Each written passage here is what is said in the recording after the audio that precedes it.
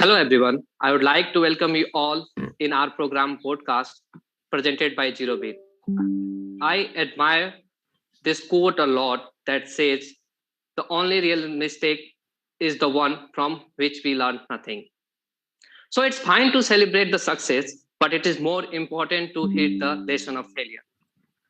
In today's episode, we'll be having Mr. Kaustav Sarkar, currently an application engineer at Google and having nearly 8 years of experience in the IT field.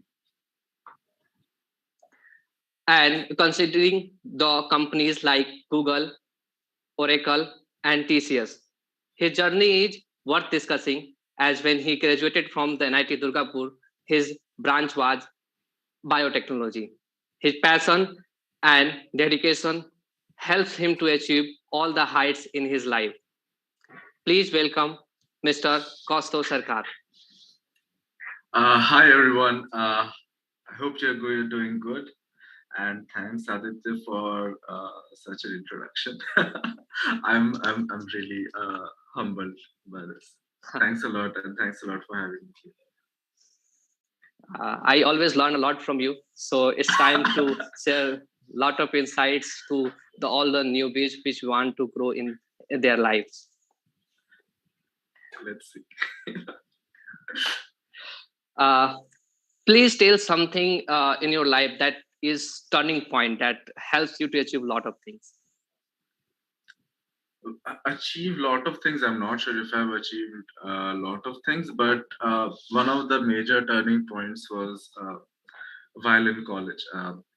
So, like you mentioned, I was in biotechnology, and there were not many opportunities in biotechnology while I was there in 2014. I passed out in 2014, and I guess still there the opportunities are not so much. So, the point is, I was like, why waste time studying when I can just enjoy my life for 4 years and do nothing? I'm anyway going to get a job in some sector. I'm not sure where, maybe some service-based sector in IT, and why should I study for that? So that was one of the major mistakes I did. And when I joined TCS, I realized during my final year that if I would have studied, right, I think I could have achieved something better. Uh, the next thing is while in TCS and while preparing for other companies or even while joining. Right? So this thing kept on poking me that only if I could have been more serious about my life then, I think things uh, could have been easier for me. Right. So that was the turning point. So the learning from here is that no matter where you are right now or in which situation you are, one should never stop learning, right? And never blame the situation. You are the one to blame, and take the responsibility and keep learning. That's really great. That's really great. And my next question is quite different. Like when we achieve a dream, so there is a different context. Like, what are you more afraid of? Getting your way or not getting your way? I mean, whatever you dream that you have in your mind, you have achieved it. So that is more afraid, or that you have not achieved it. So it's time to take more and more hard work and work on that. So, what is more afraid for you? So, I mean, to be honest, getting my way or not getting my way is, I think, till now there have been a lot of things which have not gone my way, right? And I have always had a fear of the same thing, that what if I cannot do it, right? Like, I mean, both of us would, a lot of us would actually, they can understand this, that we all wanted to go to IIT, right? During after our plus two, we couldn't achieve it, and there was a fear in us that what if we cannot achieve it, right? And after that, there have been a lot of instances that during our first job interview, what if we don't get it, then, right? And after that, you just keep uh, seeing these things. I'm just talking from a professional point of view, and I'll also come from to a personal perspective. So we we tend to see a lot of things which do not go our way, right? And there have been a lot of things which haven't gone our way. So I think the fear of not going things my way, or like thinking that I would achieve something and I haven't, uh, this has happened a lot. So I think the fear of that has gone right now. So one thing which I tend to make sure now is, it's fine to have dreams, it's fine to have goals, but there is always a possibility that you will not achieve those goals. And uh, there should always, I think, I should we should always have a plan B, right? People say that there shouldn't be a plan B. I tend to not agree with that usually, but I think that there should always be a plan B. Doesn't mean that you shouldn't take your chances with plan A and you shouldn't give 100%. So I think, yeah, I mean, things still let me down a lot whenever things do not go my way, or I mean, things, if they go my way, I mean, I'm flabbergasted by it, overwhelmed a lot of times, but, but then, yeah, I think if having a plan B actually helps a lot in this one. I think I answered your question. I understood your question, right?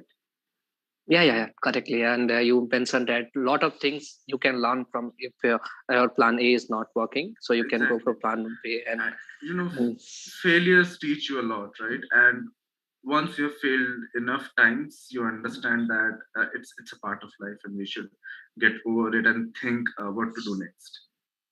yeah, true. My next question is, what and who inspires you the most?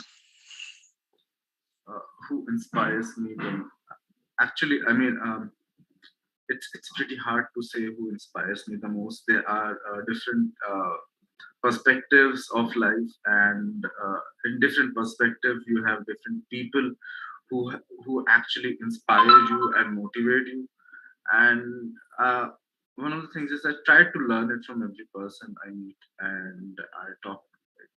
So we have worked together for a considerable amount of time, about 3 months. I've learned a lot from you as well. Right? You have motivated me in several aspects.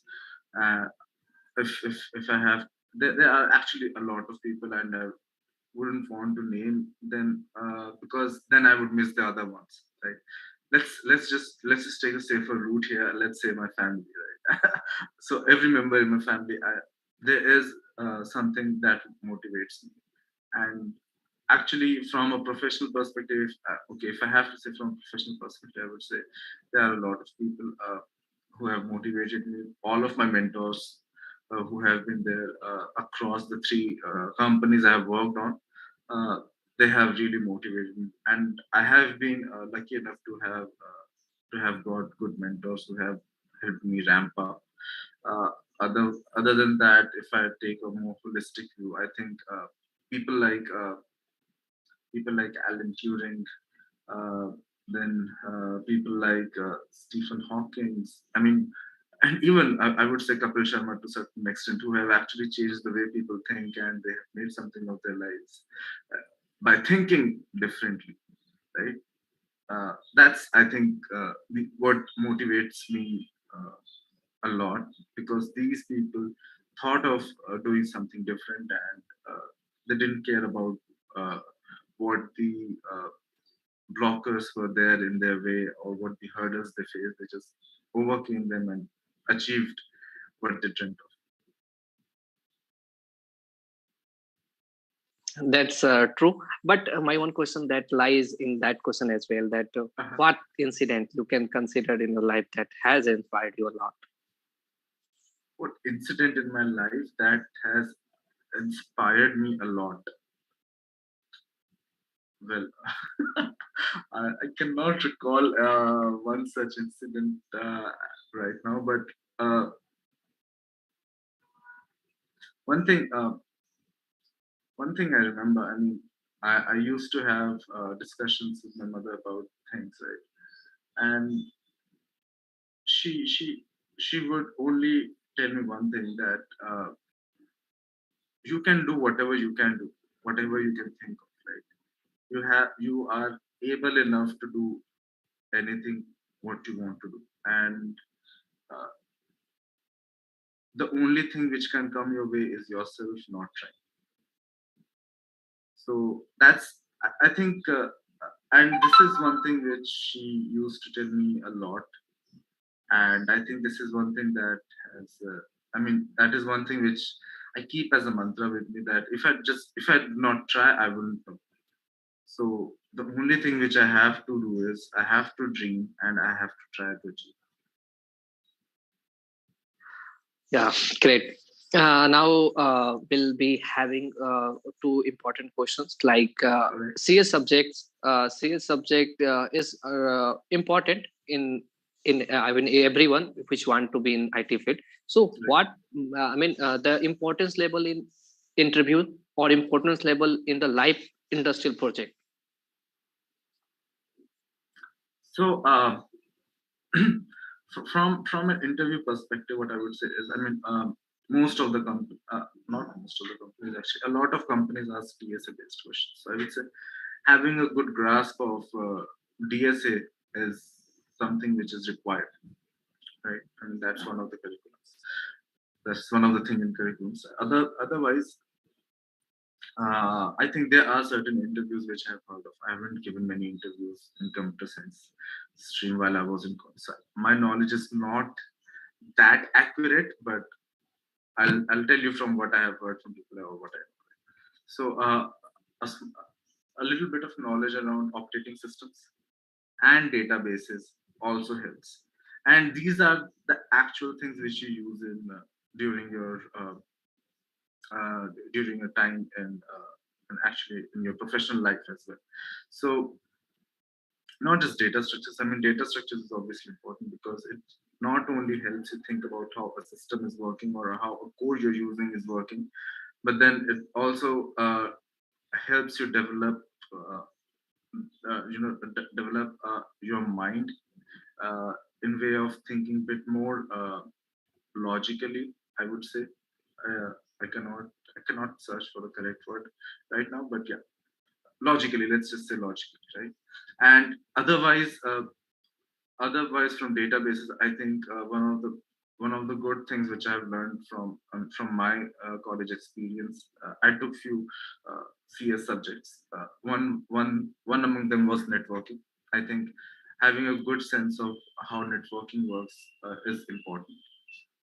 Then databases, DBMS is again a very very important thing which you should learn in college and which helps you during your professional life as well. Operating systems, obviously, and we should also learn around about how a kernel works. About I think that subject is automata in computer science. Just correct me if I'm wrong. Teaches you about computer architecture and the kernel, the workings of the kernel, right? Uh, so these things uh, should be given more.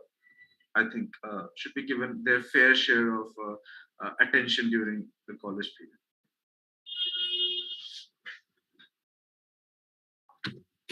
Yeah, but yeah, in industry, if you can discuss one project, any one project that has a great that contains a great importance of CS subject, like you said, kernel. That I mean, so you can, All I right. mean, you can discuss if anything. Yeah, I can give you an example here. So from kernel, the how can a kernel be important in learning things, right? So the point is whatever large systems we see, right, and the patterns we are seeing in large systems, most of the motivation has been taken from Linux system or the operating systems and the way kernels are built in operating systems. So let's just say scheduling algorithms, or let's just say if not scheduling algorithms, then event-driven architecture, right? Scheduling algorithms and event-driven architecture are a few concepts which are there in your kernels as well, right? And these are the concepts which have been taken from kernels and have been implemented in larger systems. Other than that, let's just say if you are working on something let's just say if you're working very close to certain drivers, right, in certain applications, if you're working on if you're a Linux admin or something like that, basically in SRET, right? So if you are deploying, if you're working on a deployment cluster, then you should know how actually an operating system works, or how its kernel works, so that you can determine how you should configure it. Another good example of it, which I can think of right now, is, let's just say, Nginx servers, or if you have heard of 10,000 challenge or 10 million challenge, I think that's the word. Basically what it says is you have to maintain 10,000 concurrent correct connections, or for the 10,000 thing, and you have to make the next thing which came after that is 10 million concurrent connections. So people who were working on this particular problem, they realized that this thing cannot be achieved because of the limitations in kernel. So what they did was they took up this responsibility from kernel to application level, right? And they basically made the event-driven system inside servers like Nginx, which actually helps you to maintain a lot of concurrent connections via their event-driven architecture. That would be one of the major examples where I would say things helped. The academic knowledge actually helped people to build something very useful. Yeah. In this world, we have to understand that we should try to understand the need, and we should try to work on that need to present different softwares in this society or in this world. So it's Right. important to have a basic or fundamental knowledge that CS core subject, that is very important. But a lot of time people thinks in the interview perspective that okay, we have to learn some questions and it will be okay for the interview. So Yeah, actually, so that's the problem here, right? Because we are just if I may put it this way, we are thinking like a horse in just one direction. We are not looking at we do not look at a holistic picture at certain point of our life, because all we want to do is prepare for interview and crack it. We That's important, no doubt. That's very very important. We have to get a job or something, but then we are missing the point where we are engineers and we have to innovate, and to innovate we have to have a general knowledge and a knowledge about more or less everything, right? And without that, innovation cannot happen, because for innovation you have to think bit out of the box, and for thinking bit out of the box you have to know things apart from what is usually required. So I mean, and thinking about academia, I would say it's not about it's not about you won't be using these things in your job. It's about if you want to use any of these in jobs, you have to know that these things exist, right? Right? I mean, even if you have to innovate at some point of time, you have to know that these things exist. And if you just do not know that these things even exist, or things how things actually work, you, you wouldn't be able to get inside those things and dig deep. Or even if you are able to, you may face certain problems, or it may take some bit more time, I would say, to reach to those to reach to those conclusions that, all right, I mean, I need to look into this particular thing. yeah, true. Now then my next question is for the system design aspirant. I mean, a lot of industries are asking system design for the fresher role as well. So how do you think, how should we approach to learn system design? Because it's important. When I learned system design, I was not aware that how it is important. But when I learned some not fully system design, but learned some concepts, so I think that I really thought that it is important and it should be teach in the academy as well. That really has an important role in building any system. So how do you think that in which approach we should follow? So I mean, whether it should be taught in colleges or not, it's kind of kind of debatable form. I mean, because they already have taught you all the fundamentals. Yeah. Now the challenge here is implementing this, right? So yeah, there could be project-based learning and stuff like that. So how you could actually learn system design from a college student perspective, right? From a graduate perspective, I would say build projects first of all, right? Uh, how would you build a project? I mean, build a project on a local system, any project, anything, right? Just think of something which is already there, or think of your own idea and develop all the systems in between. I think about how would you design your UI, how would you design your backend, and how would you design data. Make it a very simple. Don't make it fancy at the first go. Make it very simple. Now think of now once you have made a simple app. Now think about how you want to improve it, and think about the improvements you can do in it. Right now, once you do that, you kind of understand the low level, the low level thought process of system design. It's kind of a low level design. You are good with low level design, and mostly with graduates, you talk about low level design, right? Uh, Certain cases we go in a bit into high level design as well. So now you are good with low level design, right? You understand how an application can be built. You will develop that thought process that okay, if you have to build something like a chat application, right? Instant messaging application. So what kind of systems you would need, or what kind of database structure you would need, right? You would think about what are the different journeys which a user would want to go through. If you want to build a simple e-commerce, right? So what are the different systems which are involved in e-commerce? Like one of the major systems is inventory management, for example, right? And these things usually do not come to your mind while you are in an interview, unless you have designed few systems on your own and have actually thought something which is not very evident while you're using that system. Now the next thing is, once you have built that system, now think about how you can break it.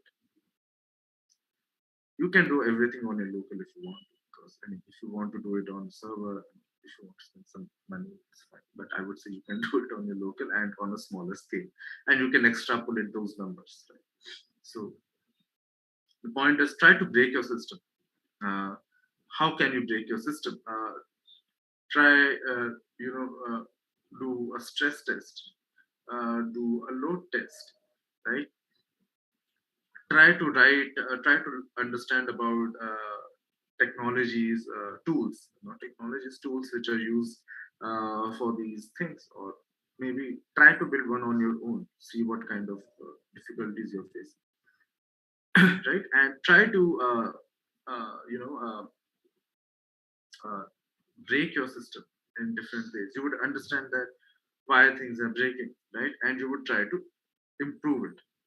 Now, you may say that we are doing everything on our local system, and the system design interviews do not work like that. They talk about different systems which we would not be using on our local device.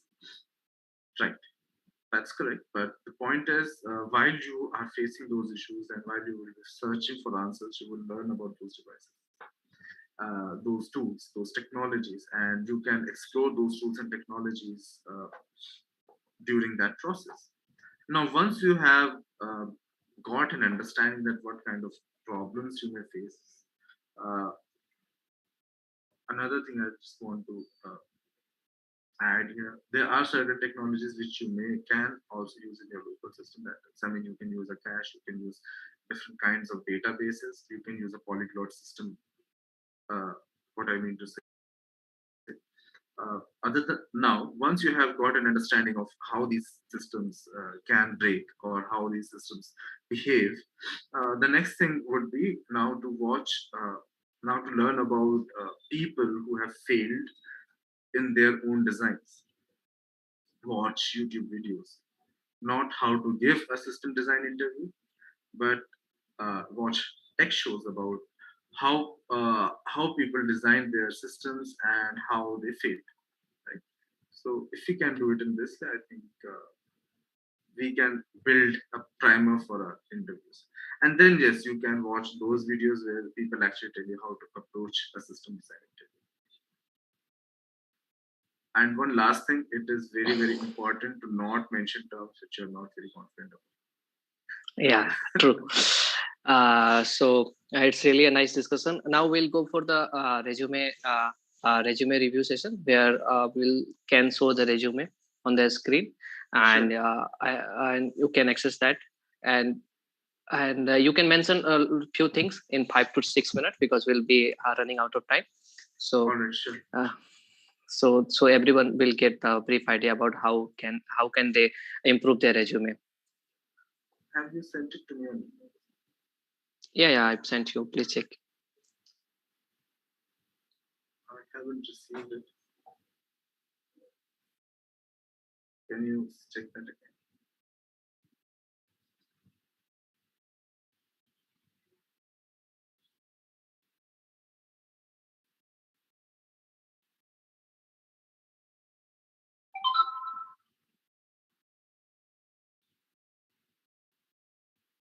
All right. Okay. That was. Sorry for that.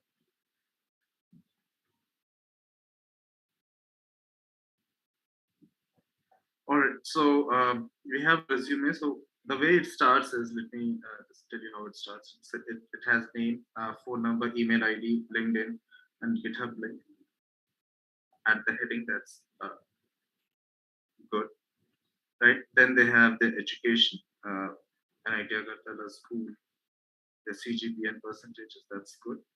Now they have the technical skills. Good. Then they have their projects.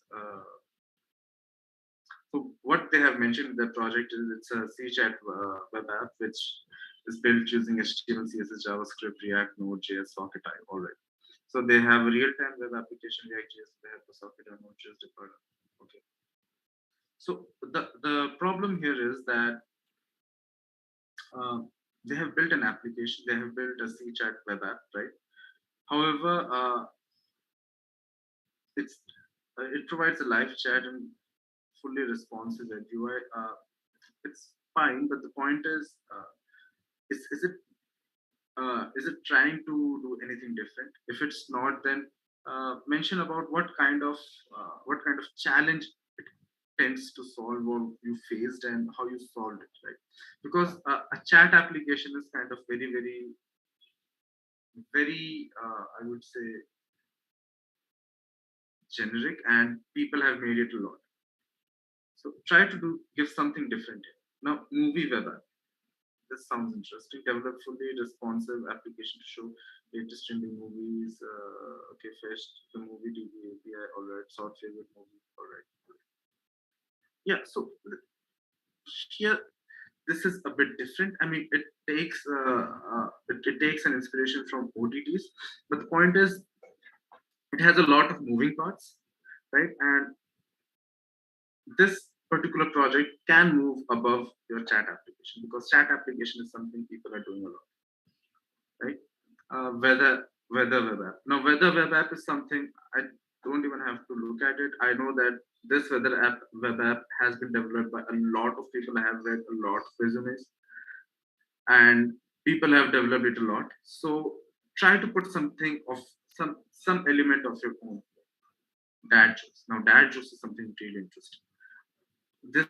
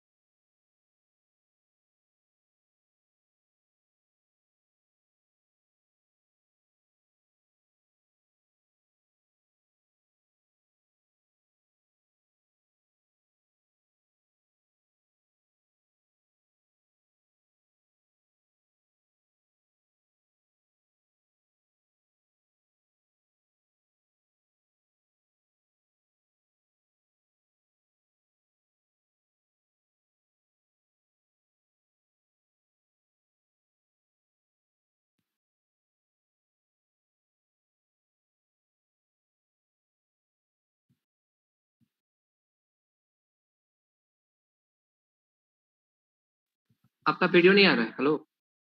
हाँ हाँ, आपका video नहीं आ रहा है। हमारा भी नहीं आ रहा है। हाँ, मैंने ऑन किया है।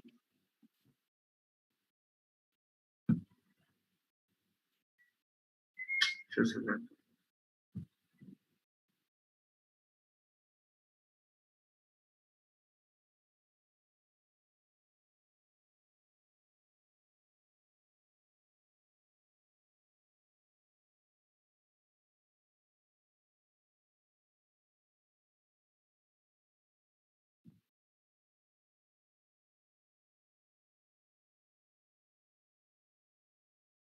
अभी आ रहा है?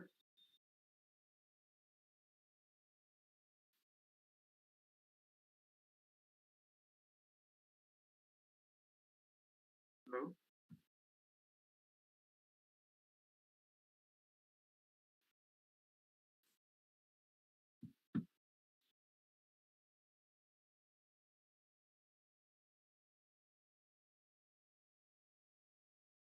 अभी आ रहा है right?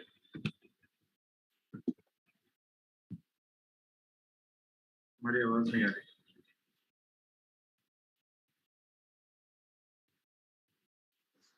Yes, you can continue. All right, sorry Sorry, for sorry. that. Okay, so next is dad jokes. I think I haven't heard about such kind of application where we're talking about dad jokes. I think it's kind of interesting.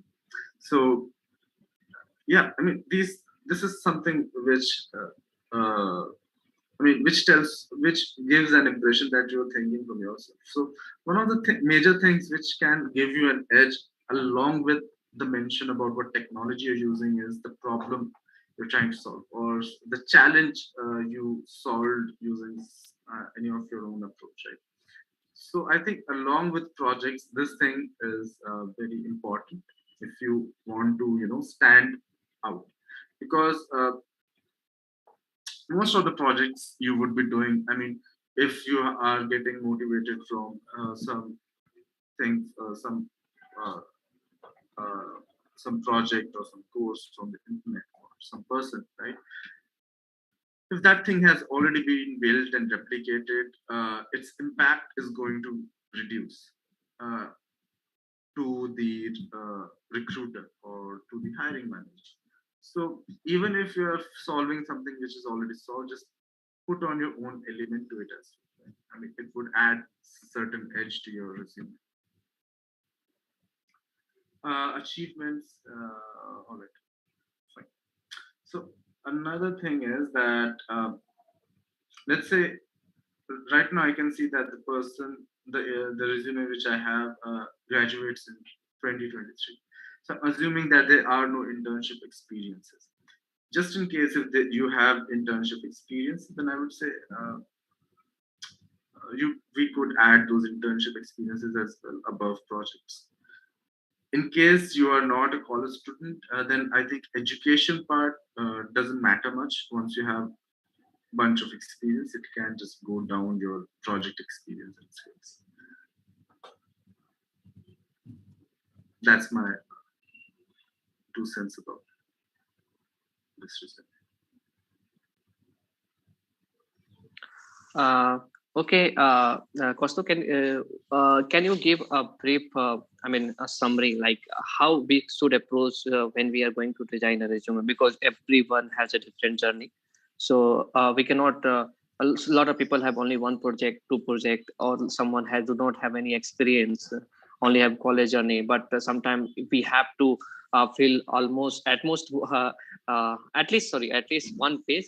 So how can they approach to design the resume? But it's a very important question for the freshers because they have to Yes. get the job. So when you said you said it right the first time. It should be at most 1 page for a fresher, because honestly, most of us do not do much in those 4 years, and even I mean, even with my experience, I just write one. My resume doesn't uh, go beyond 1 page. Still, it doesn't go beyond 1 page. Uh, so that's the first thing we should remember, that Resumes should be one pages. We are not building CVs. We are just writing our resumes.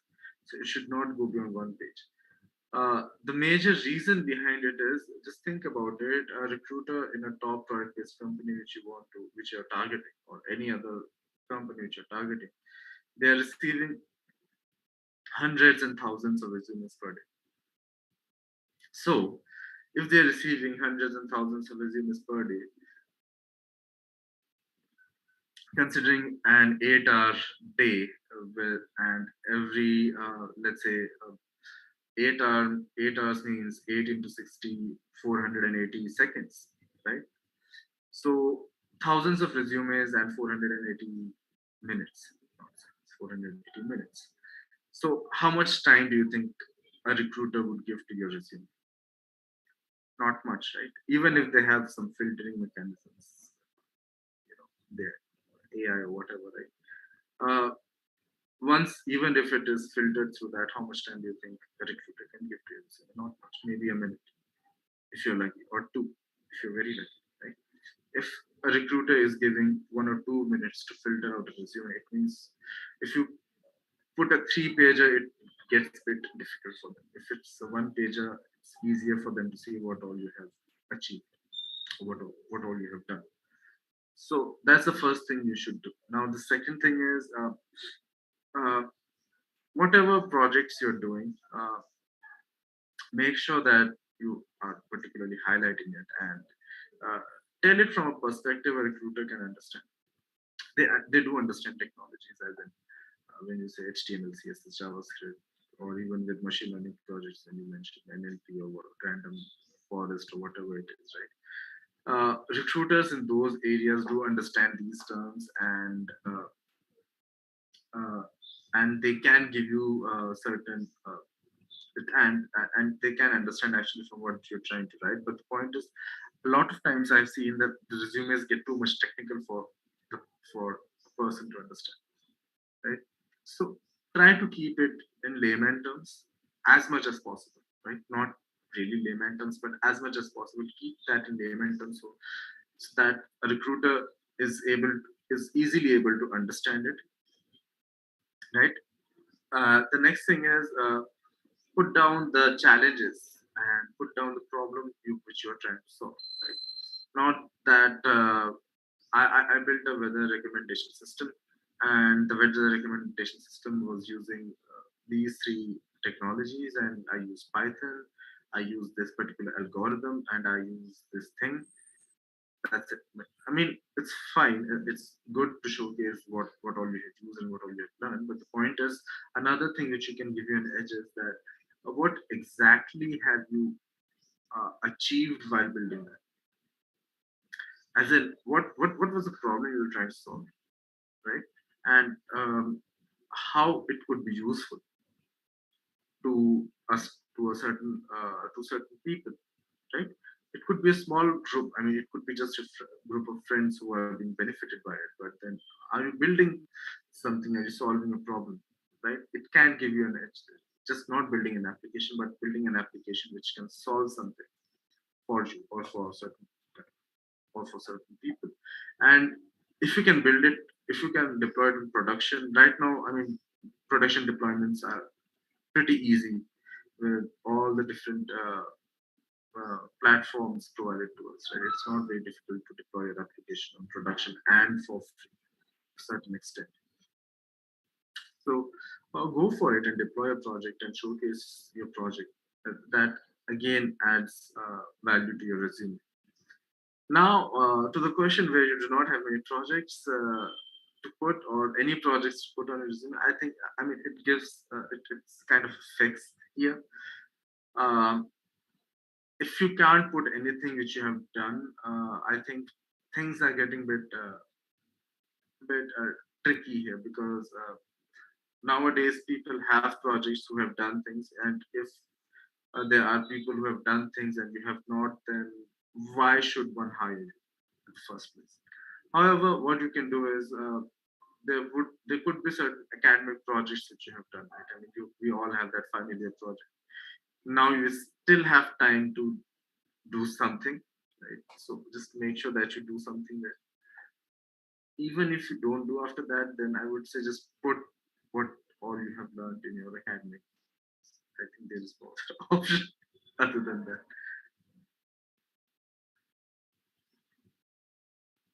Yeah, true. Now, if anyone has any question, that can they can put in the chat box. We'll take this.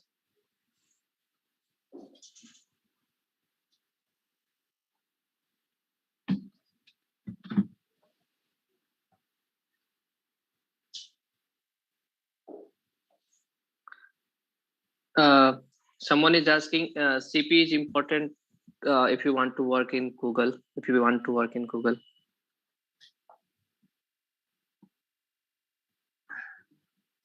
Is CP is CP helpful? Yes. Is it necessary? No. I mean, it actually helps you develop that thought process, that analytical mindset, and but then yeah, it necessarily doesn't help you. Sorry, it's not necessary to work in. yeah, it's a lot. It's a very important discussion that is going in the modern era.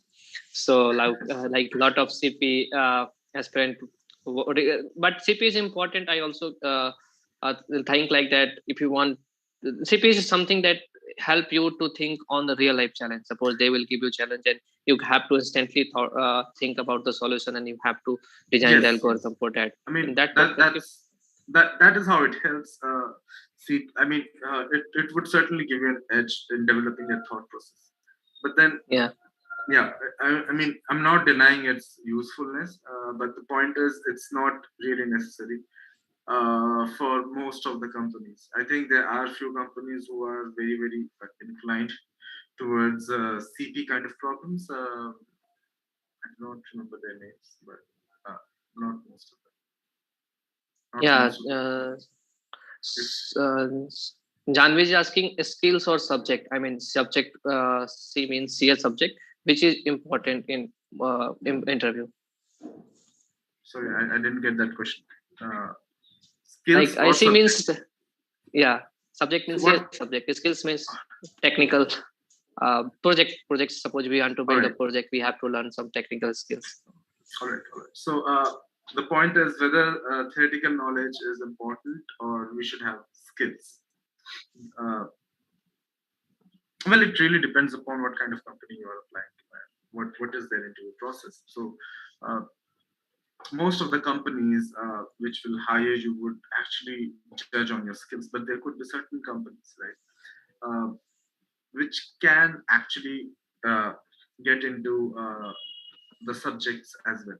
Now, think it from a professional perspective. A professional who is coming to interview you then must have read those subjects few years back, and how much good they would be with those subjects. I mean, right, and how much they would be learning about those subjects while before coming for taking an interview, right? Now think it from that perspective. Not that I have done any such interviews. Just I'm just asking to think from that perspective. Now, if you think from that perspective, it means that they would be talking about those subjects who have certain amount of professional significance.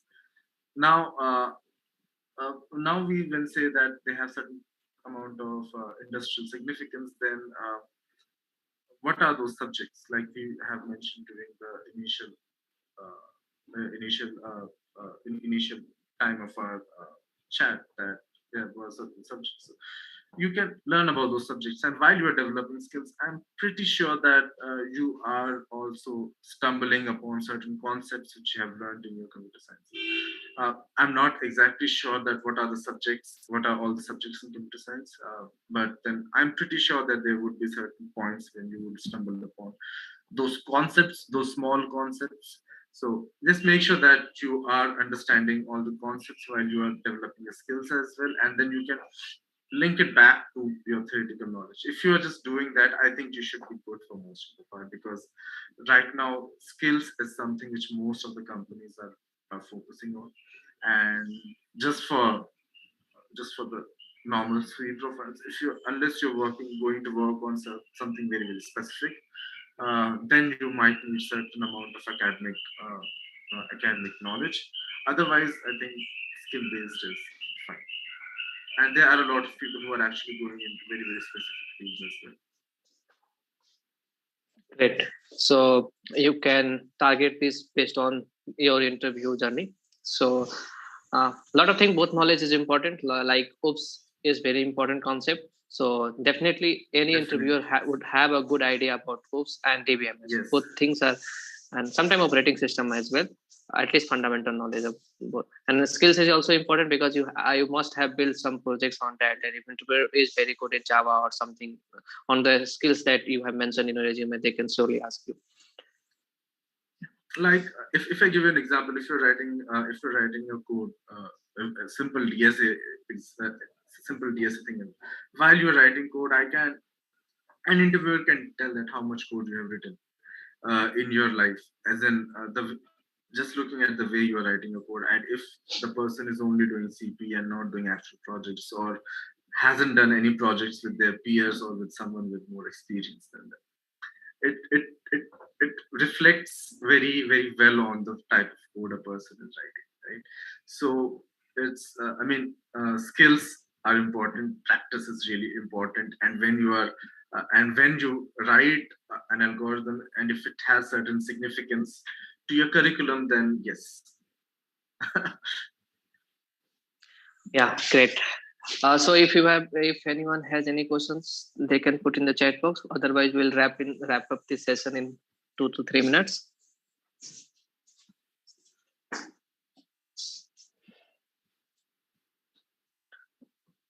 I think audience do not have any questions.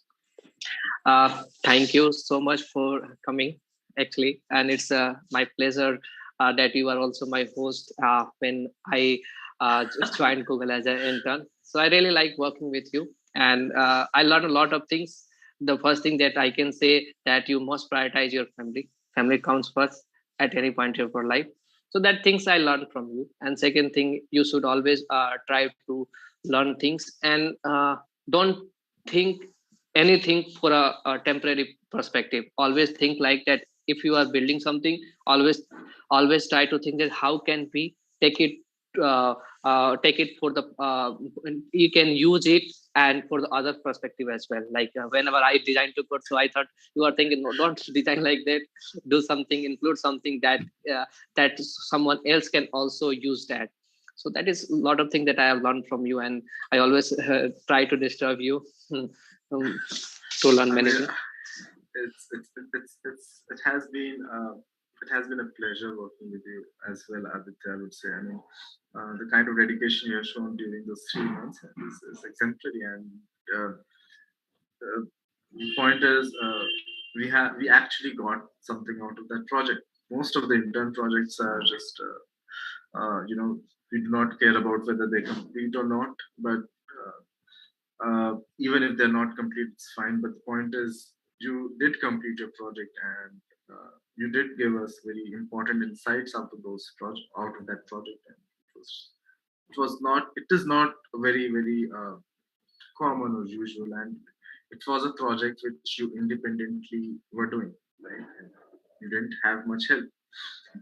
So I think it's really commendable the way you did that thing, and I really enjoyed working with you. And it has been a pleasure working with you as Yeah, thank you so much. Thank you so much, everyone, for joining this session. And you can always watch other podcasts on Zero Bit. There are different podcasts like all about competitive programming, all about GSOC, and all about resume. There is a separate resume session as well. So there are different podcasts. You can always go there and watch the other inside things. If you are a beginner, you can always take the experience from experienced or expert people. And thank you once again. And we will end this session. You can like it and subscribe it if you want uh, to uh, to watch the future videos in our channel. Thank you so much. well. Thank you, everyone.